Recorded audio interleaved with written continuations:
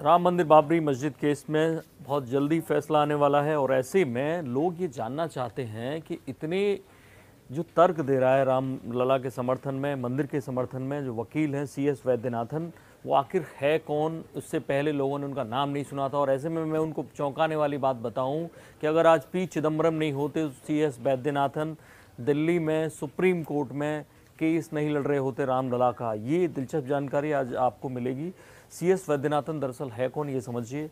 तमिलनाडु के हैं और उस वक्त BSc कर रहे थे। उनकी इच्छा थी कि वो रिसर्च साइंटिस्ट बने और ऐसे में उन्होंने BSc की, लेकिन बाद में उन्हें लगा कि लॉ पढ़ लेनी चाहिए, तो लॉ की तैयारी की और लॉ पढ़ी उन्होंने। LLB किया। LLB करने के बाद उन्हें बार में रजिस्ट्रेशन करवाना था, लेकिन उनकी उम्र जो थी वो कम पड़ गई, कुछ 6-7 महीने कम हो रही थी। तो ऐसे में खाली समय में उन्होंने LLM जो मास्टर ऑफ लॉ होती है और उसके साथ master of law and social management ये भी किया। अब उनके पास 3 ऑप्शन थे। रिसर्च साइंटिस्ट बनने की इच्छा थी, पहले से थी, उन्हें लॉयर बनना था और एक प्रोफेशनल सोशल वर्कर का एक ऑप्शन आ गया।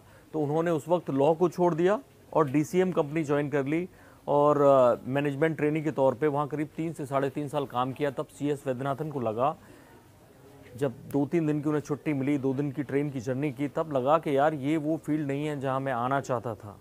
फिर उन्हें अपने लॉ के फील्ड की याद आई, फिर जाके बार में रजिस्ट्रेशन कराया मद्रास में और एक बड़े लॉयर के वेणुगोपाल का चैम्बर ज्वाइन कर लिया। वहीं उनकी मुलाकात हुई पी चिदम्बरम से। के वेणुगोपाल कौन है, पहले ये समझ लीजिए। के वेणुगोपाल आज भारत के अटॉर्नी जनरल ऑफ इंडिया हैं।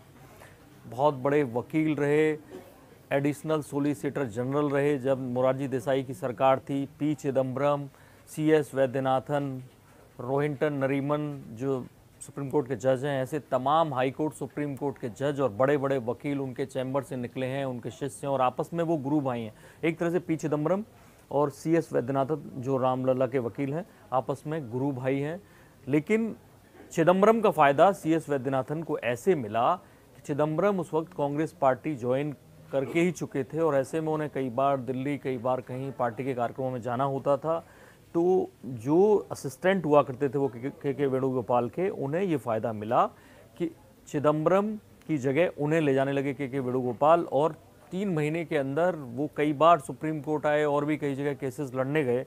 तो उन्हें सीधे इसका फ़ायदा मिला और 5 साल के अंदर CS वैद्यनाथन ये तय कर चुके थे कि उन्हें मद्रास में नहीं रहना है। लाइफ का तीसरा सबसे बड़ा फैसला उन्होंने लिया, वो दिल्ली शिफ्ट हो गए और दिल्ली में आते ही उन्हें पहला नुकसान ये हुआ, एडवोकेट से सीनियर एडवोकेट हो गए, लेकिन नुकसान ये हुआ कि बतौर एडवोकेट ढेर सारे केसेस उनके पास आते थे, लेकिन सीनियर एडवोकेट के नाते कम केसेस आए। तो उन्होंने कुछ फ्री में केस लड़े, उनके जरिए ख्याति अर्जित की। इनमें से एक केस कर्नाटक और तमिलनाडु का था, जो ज़्यादा रिजर्वेशन की जो हद थी उससे ज़्यादा देने का। ऐसे में वो चर्चा में आने लगे और उसके बाद उनकी ज़िंदगी में एक बड़ा परिवर्तन तब आया, क्योंकि वो चर्चा में तो आ ही गए थे। के वेणुगोपाल 2015 में अटॉर्नी जनरल ऑफ इंडिया बना दिए गए, उन्हें पद्म विभूषण भी दिया गया। उनके आने से दिल्ली में नेचुरली उनको फ़ायदा मिला ही होगा।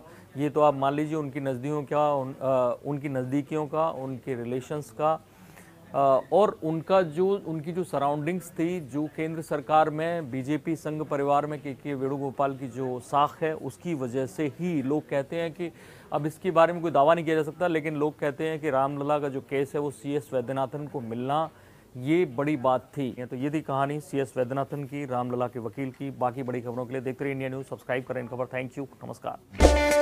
इन खबर चैनल को सब्सक्राइब करें और बेल आइकन दबाना ना भूलें।